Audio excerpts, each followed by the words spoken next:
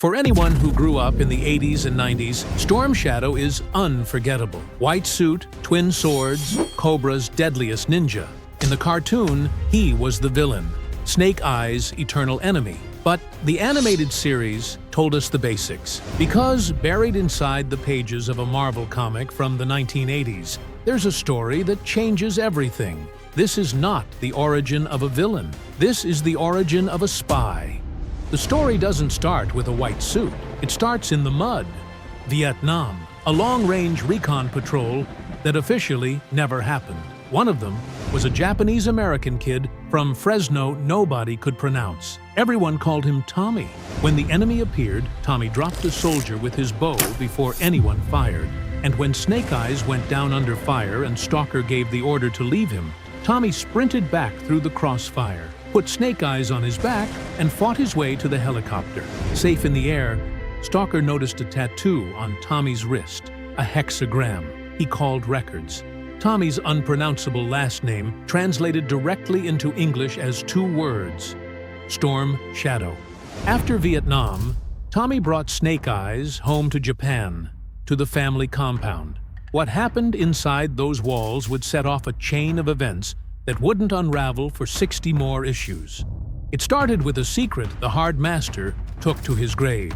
The Arashikage weren't just a family, they were a corporation, a ninja clan structured like a board of directors. The Hard Master at the top, the Soft Master beside him, and Tommy, the Young Master, junior partner with full voting rights. When Snake Eyes arrived, broken, grieving, with nowhere left in the world, Tommy had already arranged his welcome before he stepped through the gate.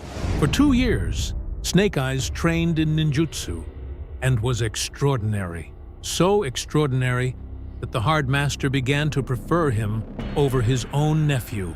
He told his brother, Snake Eyes won before the first strike. He was right, but what nobody tells you about that moment is that Tommy had already let Snake Eyes win. Quietly, deliberately, so his friend wouldn't lose face in front of the clan. The Hard Master hadn't misjudged Snake Eyes' skill. He had underestimated Tommy's character.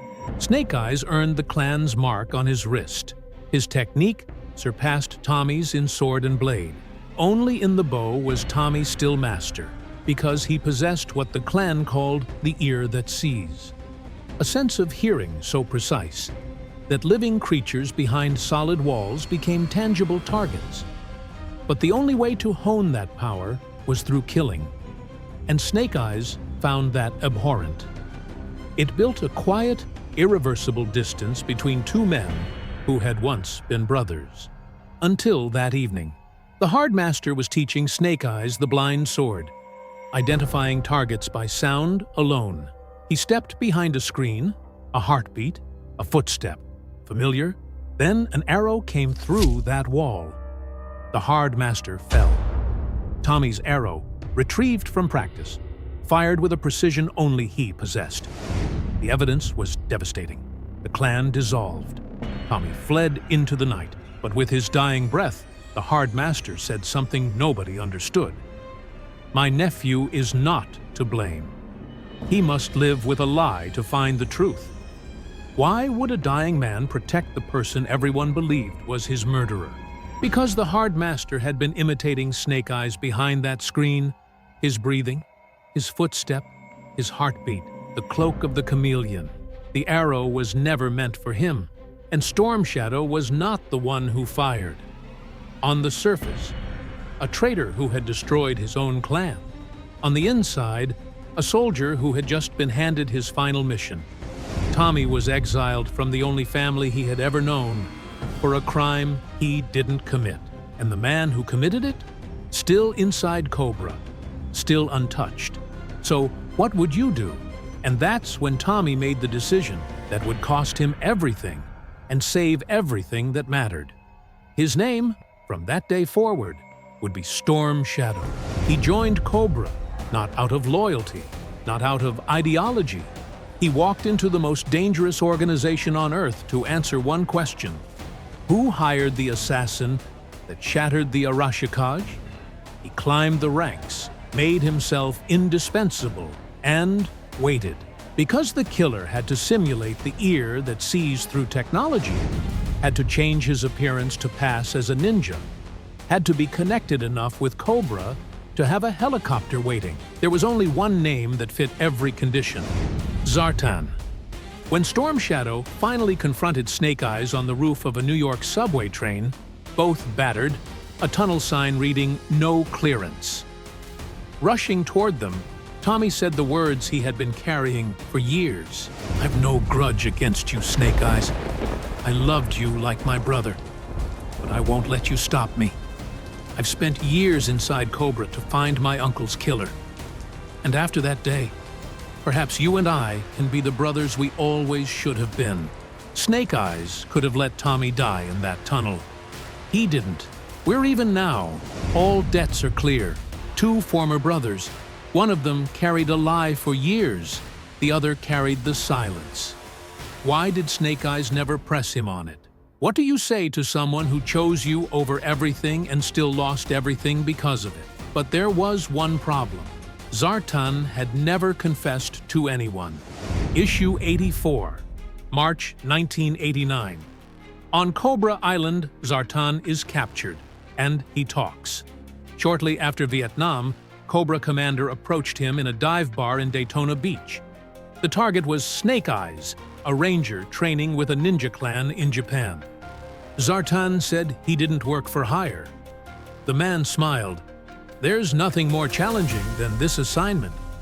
Zartan found the back door.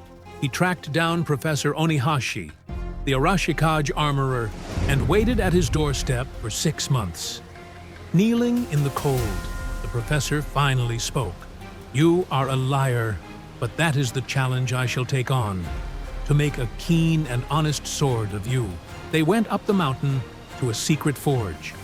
Zartan folded and hammered steel 50 times beside an old man who knew exactly what he was. Something happened on that mountain. When he came down, Zartan no longer wanted to kill Snake Eyes. All he wanted was to help that old man create beautiful swords. But Cobra Commander was waiting. He threatened to expose Zartan to the professor, to destroy the one genuine thing Zartan had ever built, unless he fulfilled the contract. So Zartan stole one of Storm Shadow's arrows, fitted a compound bow with sound amplification equipment, aimed it at the breathing behind the screen, and fired. The Hardmaster died instead of Snake Eyes. Zartan lost the only real thing he had ever become, and now Storm Shadow knows every piece. Not just who pulled the trigger, but why. Not just that Cobra Commander ordered the murder, but that the same man destroyed a bloodline and turned a genuine student into an instrument of treachery.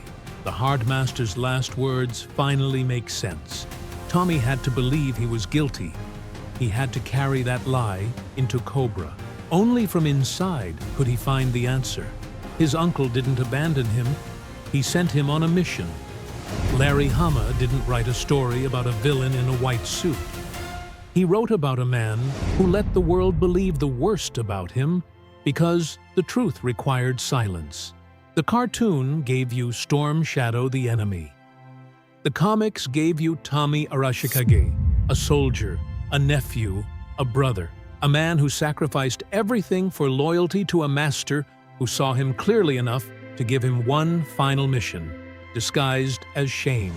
So here's the question this story leaves behind. Zartan went up that mountain and came back transformed, someone genuine for the first time in his life. And then he was forced to destroy everything he had built. Does that change anything about what he did? Or does the murder erase all of it? Leave your answer below, because this question divides people every time. If this video made you see a character you thought you already knew in a whole new light, share it with someone who grew up watching G.I. Joe. And if you want to know the dark origin of another classic villain that TV kept hidden from you, subscribe to the channel. Because the next video is about a character who seemed harmless, but had a deeply disturbing past. See you then.